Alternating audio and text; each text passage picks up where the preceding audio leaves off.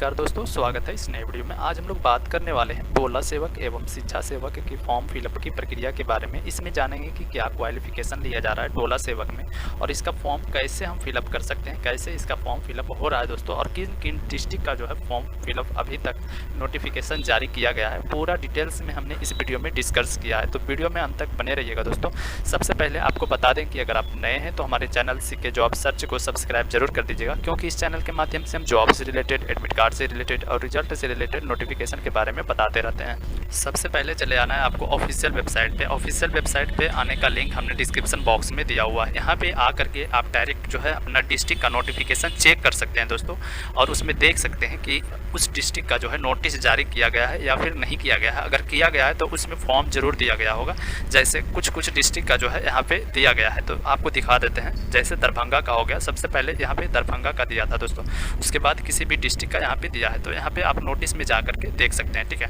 और किसी डिस्ट्रिक्ट का यहाँ पे किन किन डिस्ट्रिक्ट का दिया है उसके बारे में बता देते हैं। सबसे पहले आपको बांका डिस्ट्रिक्ट का जो है यहाँ पे दिया है, बांका डिस्ट्रिक्ट का दिया है नोटिफिकेशन, और उसके बाद रोहतास का दिया है, रोहतास का, और उसके बाद सारण, बक्सर, जहानाबाद, मुजफ्फरपुर, पटना, दरभंगा, कैमूर डिस्ट्रिक्ट का जो है नोटिफिकेशन जारी कर दिया गया है। तो ये डिस्ट्रिक्ट का जो है फॉर्म फिलअप हो रहा है और ये ऑफलाइन किया जा रहा है दोस्तों। तो ऑफलाइन कैसे किया जा रहा है उसके बारे में बता देते हैं। जैसे किसी भी डिस्ट्रिक्ट का आप नोटिफिकेशन को खोल लीजिएगा, और यहाँ पे देखिए आपको बताया गया है, जैसे कौन सा डिस्ट्रिक्ट का है बता देते हैं।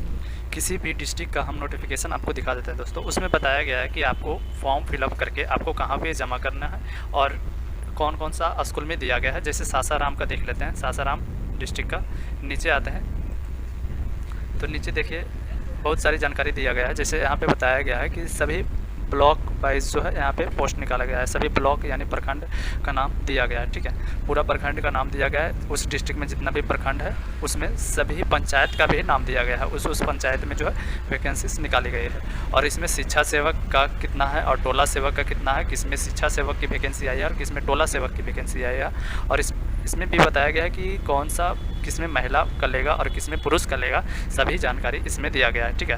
उसके बाद देखिए आपको फॉर्म फिलअप करके कहाँ पे जमा करना है उसके बारे में बताया गया है। यहाँ पे विद्यालय का नाम दिया गया है, विद्यालय से आप कांटेक्ट कर सकते हैं। इस विद्यालय में जो है आपका फॉर्म फिलअप करके जमा लिया जा रहा है। और जो भी कैंडिडेट का अभी तक डिस्ट्रिक्ट नहीं शो कर रहा है, डिस्ट्रिक्ट में जो है नोटिफिकेशन नहीं शो कर रहा है, वो ऑफिस आप स्कूल से जा करके हेडमास्टर से, प्रधानाध्यापक से आप पता लगा सकते हैं, वो आपको पूरी जानकारी देगी। अगर आपका ऑफिशियल वेबसाइट पे आपको जानकारी नहीं मिल पा रहा है तो, ठीक है। उसके बाद और नीचे चले आते हैं तो नीचे देखिए यहाँ पे बहुत सारी जानकारी दिया गया है दोस्तों।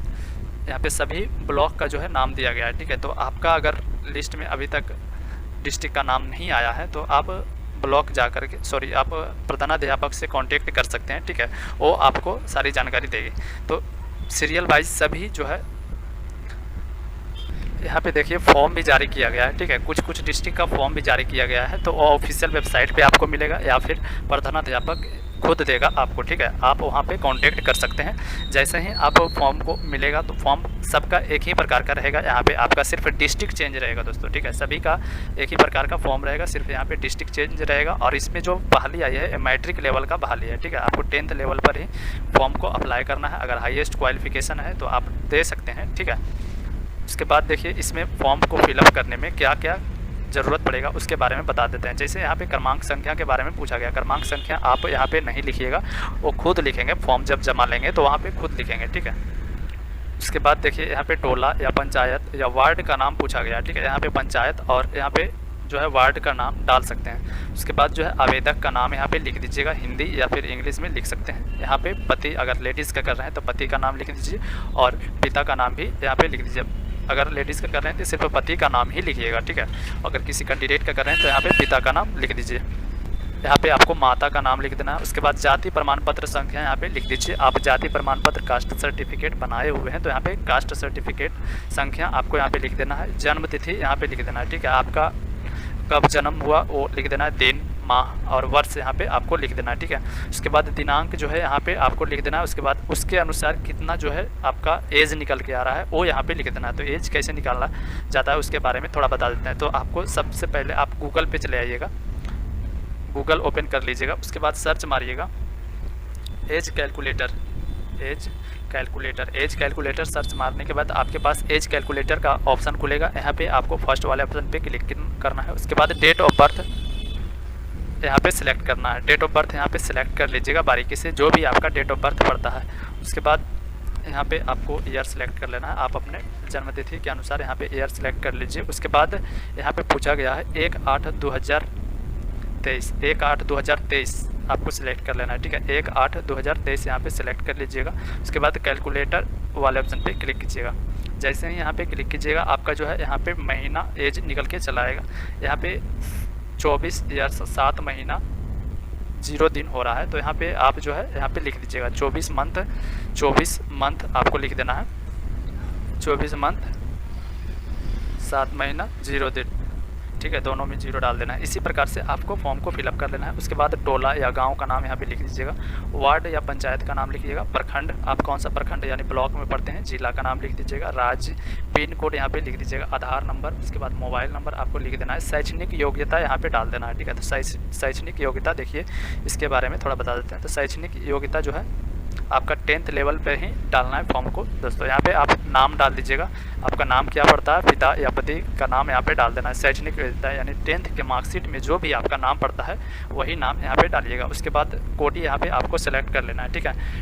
आप AC में आते हैं या फिर ST में आते हैं या PC1 PC2 में आते हैं तो यहाँ पे आप डाल दीजिएगा, ठीक है।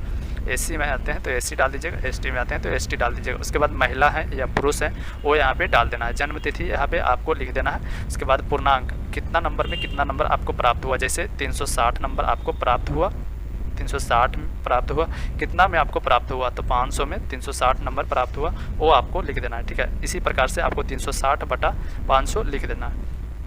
उसके बाद मैट्रिक या समकक्ष में प्राप्त अंक कितना नंबर आपको प्राप्त हुआ, 360 नंबर प्राप्त हुआ। उसके बाद प्रतिशत आपको लिख देना है, कितना प्रतिशत आपको प्राप्त हुआ है वो यहाँ पे लिख दीजिएगा। यहाँ पे अनुभव अंक के बारे में पूछा गया था। अनुभव अंक आपको जितना का एग्ज़ाम हो रहा था, जैसे 500 का एग्ज़ाम हो रहा था तो 500 आपको लिख देना है, ठीक है। उसके बाद योग लिख देना है, इसको जोड़ करके आपको लिख देना है दोस्तों, ये सिर्फ ऐसा ही डाला गया। उसके बाद अभियुक्त इसको आपको छोड़ देना है, अगर नहीं समझ में आ रहा है तो इसको छोड़ दीजिएगा। उसके बाद नीचे चले आइएगा, नीचे देखिए आपको यहाँ पे आवेदक का पूरा नाम लिख देना है, ठीक है। जब आप अप्लाई कर रहे हैं तो यहाँ पे पूरा नाम आपको लिख देना है।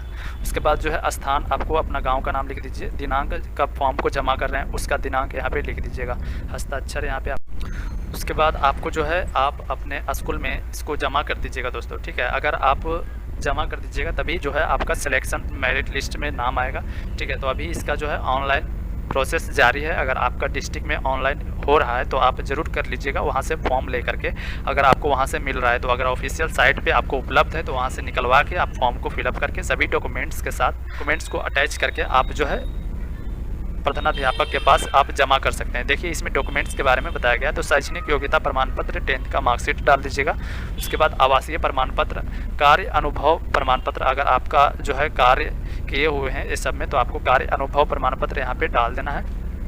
उसके बाद वेतनमान का भी बारे में पूछा गया, अगर आपको कितना वेतन मिलता था उसके बारे में पूछा गया तो वो भी यहाँ पे आप अटैच कर सकते हैं अगर आपने कार्य किया है तो। नहीं तो आपको जाति प्रमाण पत्र यहाँ पे अटैच कर देना है, ठीक है। सभी डॉक्यूमेंट्स को आपको अटैच करके उसके बाद जो है आप प्रधानाध्यापक के पास जमा कर सकते हैं। और फोटो आपको लगेगा तो फोटो यहाँ पे आप चिपका दीजिएगा। सभी डॉक्यूमेंट्स के साथ अटैच करके आप प्रधानाध्यापक के पास जमा करने के बाद आपको इंतज़ार करना है दोस्तों, ठीक है। तो इंतज़ार कीजिएगा तो आपको फिर मेरिट लिस्ट में नाम आएगा। तो सभी प्रोसेस की जानकारी हम देते रहेंगे दोस्तों, आप चैनल को सब्सक्राइब करके रखिएगा। उसके बाद अगर वीडियो अच्छा लगे दोस्तों तो वीडियो को लाइक कीजिएगा और चैनल को सब्सक्राइब जरूर कीजिएगा और अपने दोस्तों के पास शेयर जरूर कीजिएगा।